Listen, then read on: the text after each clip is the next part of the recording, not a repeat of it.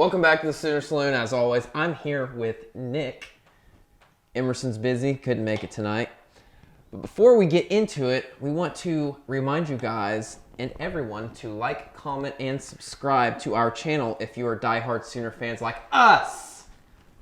So we got this weekend 4-3 Oklahoma at 3-4 Iowa State. Oklahoma comes out as a 1.5 point favorite.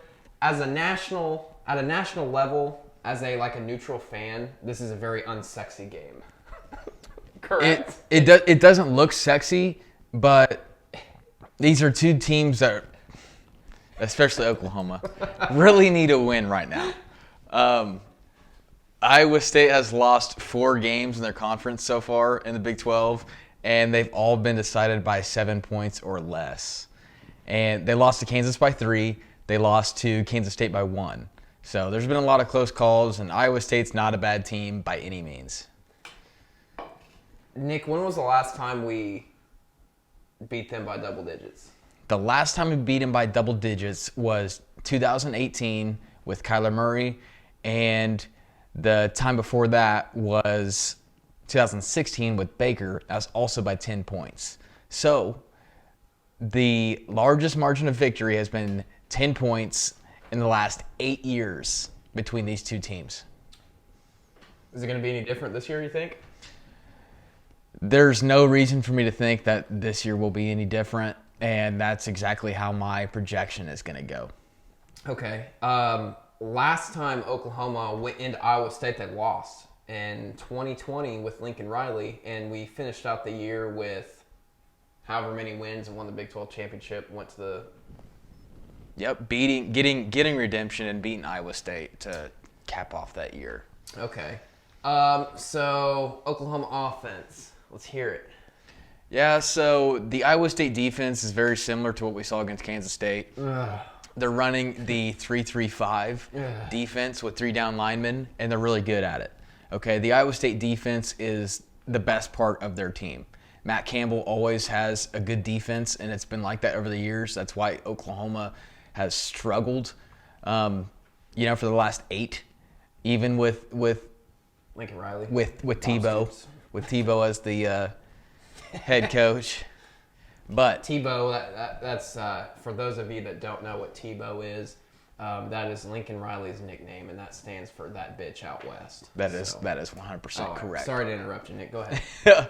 So, like I said, the front 7 for Iowa State is really good. They're very good at tackling. They tackle well in open space, and they're sure tackles.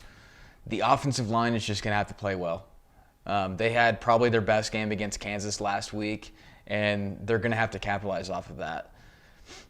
If we can't run the ball on first and second down, it's going to be a long day.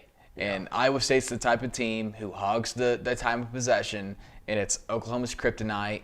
And Oklahoma always, it seems like the opposing team's quarterback is always an all-star in that game. Heisman Trophy contender for a week. Yeah, but last week, Eric Gray looked really good, having his best game I've seen as him in a Sooner uniform. He's averaging 7.5 yards per carry. Dylan Gabriel, I think, played his most consistent game. Most complete, I would say. His throwing motion looked much better, much more accurate. He wasn't just throwing bullet passes. He was throwing nice touch passes, and he had over 400 yards in that game.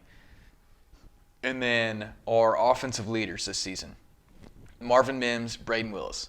Those guys have to play well as continue to move forward for this Iowa State game. Braden Willis, whether it's receiving or throwing some blocks, he's been such a leader. You know what you're going to get out of Braden Willis and Marvin Mims each and every week. So those guys have to play big, have a big game, and then the rest will fall into place, especially with the receiving core and maybe a little bit of Javonte Barnes at that running back 2 spot. I think, personally, if we can score over 30 points in this game, I think we win. And I want to be the only team this season to beat Iowa State by more than 1 possession, specifically by more than 7 points. So that would be really nice. Okay. Alrighty. That Oklahoma defense, they're improving. They're improving, but we're not where we want to be. Yeah, 100%. I mean, for the past every conference game this season so far, we've given up 40 or more points, and that's not acceptable. I know there's a lot of growing pains, and there's been a lot of mental errors, broken coverage. I don't know kind of what the deal is with that, what we've seen against TCU. But we did improve when we were playing Kansas a week ago. Iowa State, they have a really good defense, but their offense averages 15 points against Power 5 opponents. Not very good, but they're not bad by any means. I watched them, the highlight reel against Texas, full-on highlight reel of like 25 minutes. They're not a bad team whatsoever. They have a really good wide receiver, which is top-notch, top of the Big 12, Xavier Hutchinson. It seems like he's been there forever, and he's a big, lengthy target, and that's the guy that they're going to go to on third down. Now, their quarterback, Hunter Deckers, he's gonna try to force feed Xavier Hutchinson. That's their best player on offense, but he will make mistakes. He likes to roll out. He likes to get out of the pocket. He's not a crazy mobile threat, but he is mobile. Defense just it's a big opportunity this week to bounce back and get on the same page. So that's what I'm wanting to see. We had some guys that stood out to me last week. Deshaun White had a batted down pass, and then he goes and picks it the next play. C.J. Colton had a amazing kind of a crazy vertical jump, tips the ball with one hand, catches it with the same hand as he's going down to the ground. And then Key Lawrence stood out to me as well. He dropped a pick, but he made up for it and made some really big plays and good open field tackles. So we'll see how this defense plays. We got to line up 4 down linemen. It can't be 3 down linemen. The alignment standpoint, I think we play our gaps a lot better, and it's a lot more smooth sailing with 4 down linemen. Another 11 a.m. kickoff. Good old Big 12. Yeah, it is what it is. So what are you looking at overall? What do you got for the game? What do you got for prediction? Any special things to look out for? Anything, Man, considering the past 8 years, it's been decided by 10 points or less. For God's sakes, this year probably isn't going to be any different. Why would I say that Oklahoma's going to win by 14? I hope they do, but in reality, I think Oklahoma wins this game in a 30-24 type of game. I think it's going to be tough to get Iowa State off the field, and they're going to chew up a lot of clock. So expect that. And when it's close like this, special teams is going to be a factor.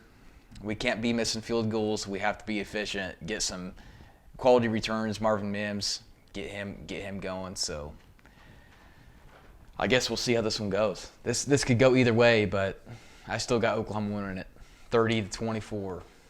I got Oklahoma winning 38-30. Okay. 38-30. I don't know, man. I think they're riding off momentum. They just got to keep doing that. They got to win 2 more games and make a bowl game. That's it. That's all I ask for. Make a bowl game your first year. That's it, The thing is, they can beat every team that's on their schedule for the rest of the point. Without a doubt. They can finish 9-3 this year. They can. Yeah. They can. So 38-30, it's what I got. Oklahoma beating Iowa State. So we'll see how that goes. I don't know. Will this be another F my life moment, or will this be another, all right, cool, Oklahoma wins, they're going to ride off, and they're going to go into West Virginia with 2 wins in a row. Yeah. So we'll see what happens. Right. You got anything to wrap it up with? That pretty much wraps it up for me. So. Yeah, me too. But if you are new to the channel, be sure to like, comment, and subscribe if you guys are diehard Sooner fans just like us. Please. Be sure to catch our reaction video, and then be looking forward to a West Virginia preview. So with that being said, Boomer. Sooner.